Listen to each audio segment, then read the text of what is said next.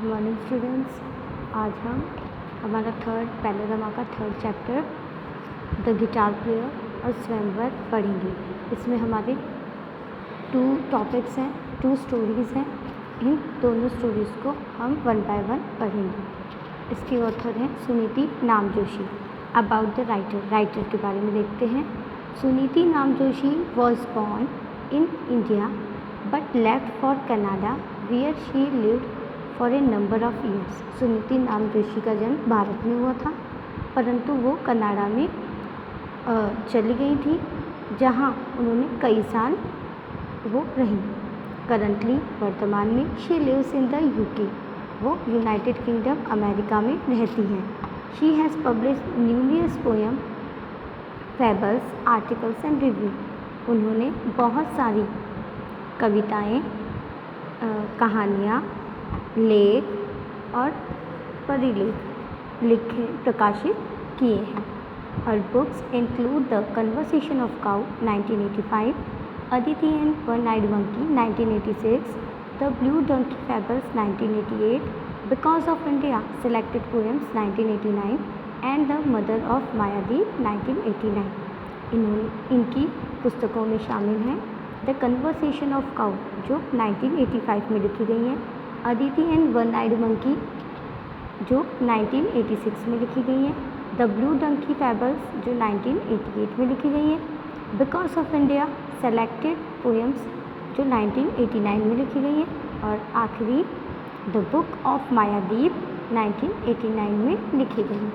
अब हम ऑथर के बारे में तो देख चुके हैं। अब हम हमारी first story guitar player, guitar वादक या वादिका पढ़ेंगे। अब देखिए इसमें एक गर्ल, एक लड़की प्लेड ऑन हर गिटार, अपनी गिटार बजा रही थी। प्लेड ऑन फ्रेजल वर्ब है बजाना। एंड इट सो हैपन, और ऐसा घटित हुआ कि समवन पासिंग बाय लिसन, एक व्यक्ति वहाँ से गुजर रहा था, उसने उसका गाना, उसकी संगीत को, म्यूज़िक को सुना। And fail in love with her, और उसे उस लड़की से प्रेम हो गया। It is my music you love, inquired the girl. अब उस लड़की ने पूछा कि क्या ये मेरा संगीत है जिससे तुम्हें प्यार हुआ है, प्रेम हुआ है, और भी, या फिर मुझसे हुआ है। द म्यूज़िक कंटिन्यू, और उसने संगीत जारी रखा। Water from a mountain rose into the air, और झरने का जिस प्रकार से पानी ऊपर उठता है और हवा में ध्वनि देता है, उसी प्रकार, और नीचे गिरता है, उसी प्रकार से जो उसके संगीत की ध्वनि थी ऊपर नीचे, मतलब लय और ताल के साथ बजती रही। द लिसनर थॉट हार्ड, उस श्रोता ने बहुत देर तक सोचा। एंड फाइनली सेड, और आखिर में, अंत में उसने कहा, आई डोंट नो, मुझे नहीं पता। What is the right answer, सही उत्तर क्या है। Shan't tell you, replied the girl, क्या तुम मुझे नहीं बताओगे। बट दैट्स नॉट इट, परंतु ऐसा नहीं हो सकता है। And she went on playing, और वो गिटार बजाने लगी। Soon another passerby happened to see her. अब थोड़ी देर बाद दूसरा आगंतुक वहाँ से गुजरा, और वही घटित हुआ उसके साथ भी। And also fail in love, और वो भी उसके प्रेम में पड़ गया।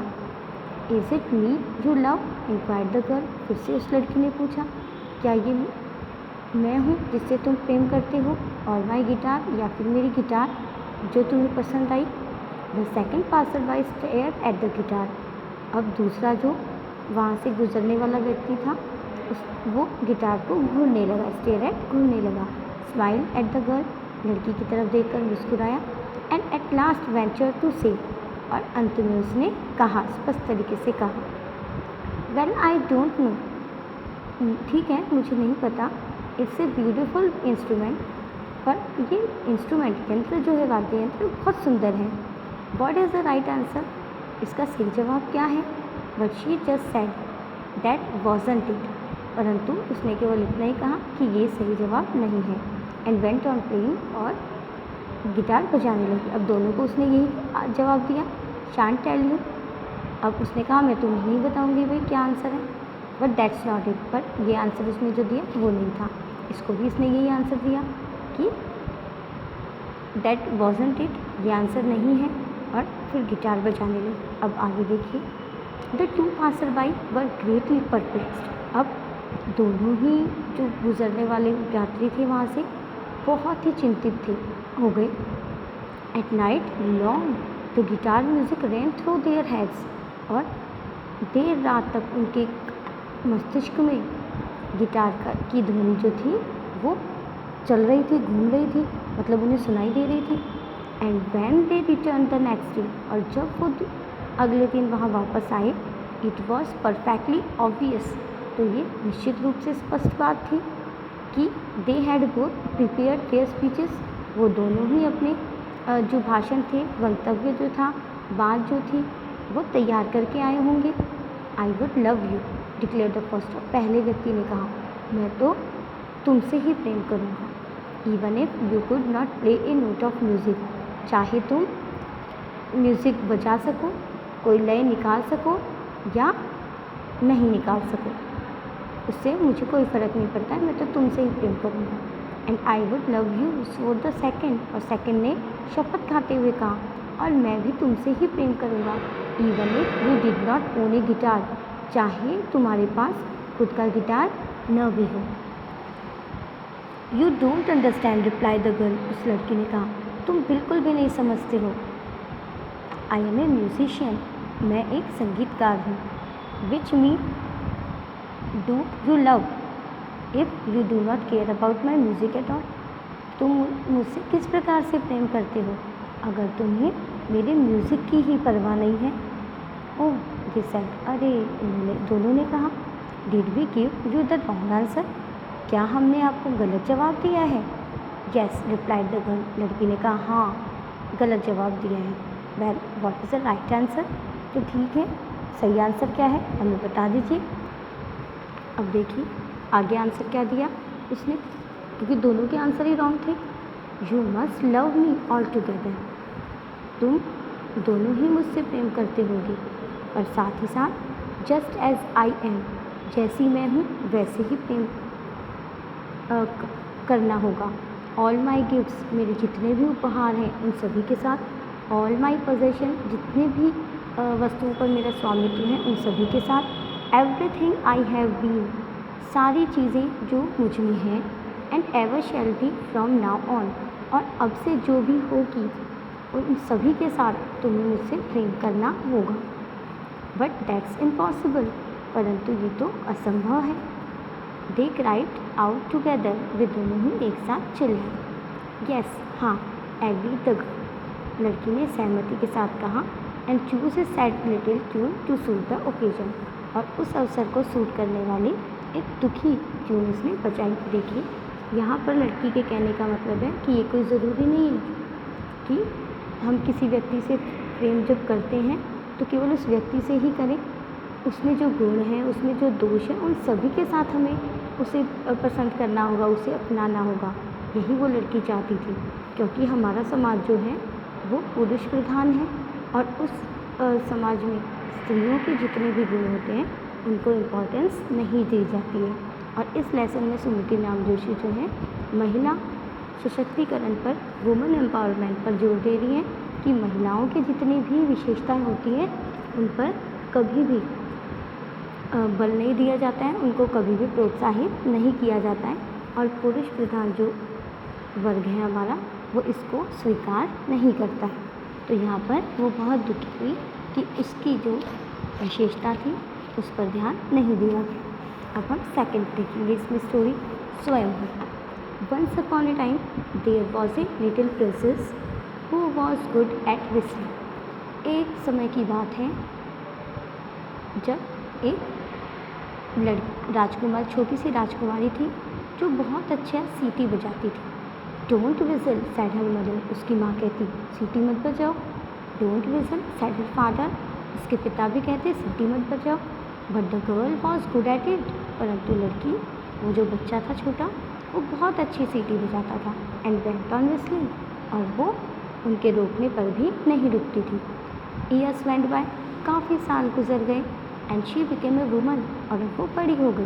बाय दिस टाइम, इस बार शी विजल ब्यूटिफुली, वो अब तो और भी अच्छे तरीके से सीटी बजाने लगी।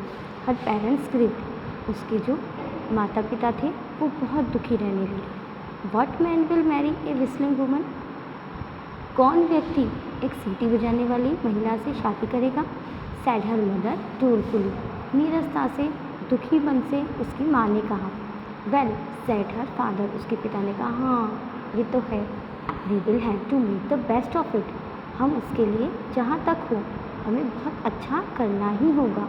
आई will offer half my kingdom, मैं अपना आधा राज्य जो है वो उसको दे दूँगा। And the princess in marriage to anyone who can beat her at whistling, और एक राजकुमारी इन मैरिज अपनी शादी में टू एनीवन, किसी भी व्यक्ति से कर सकती है राजकुमारी शादी, who can beat her at whistling, और सॉरी एक बार फिर से देखेंगे हम इसी लाइन को। I will offer half my kingdom, मैं अपना आधा राज्य दे दूँगा।